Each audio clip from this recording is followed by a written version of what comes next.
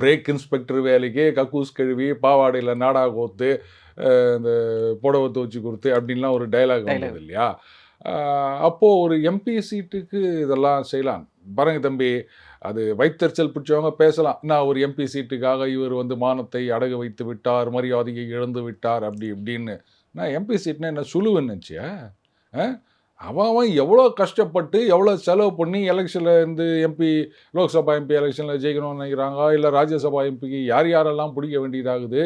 சும்மா கிடச்சிதா இந்த பதவி அப்படின்னு நினச்சிட்டு இருக்கீங்களா? அந்த ரிமோட்டை தூக்கி போட்டு உடைச்சதுன்னு, அதுக்கப்புறம் இந்த குடும்ப அரசியல் அப்படின்னு சொன்னதுன்னு, அதுக்கப்புறம் என்ன சொன்னார், கலைஞரை சொன்னார்ல, இவ்வளோலாம் பேசிட்டு கதவு திறந்திருக்கின்றது அப்படின்னாரு. எல்லாரும் போயிட்டாங்க. பார்த்தாரு, ஐயோ நம்ம மட்டும் தானே இருக்கிறோம் இவ்வளோ பெரிய அந்த ஹாலில் அப்படின்னு சொல்லிட்டு அவரும் இப்போ போயிட்டார். அது அந்த பதவி அங்கே திமுகவில் பார்த்தீங்கன்னா மக்கள் நீதி மையத்துக்குன்னு தான் சொல்லியிருந்தாங்க, கமல்ஹாசனுக்குன்னு சொல்லலை.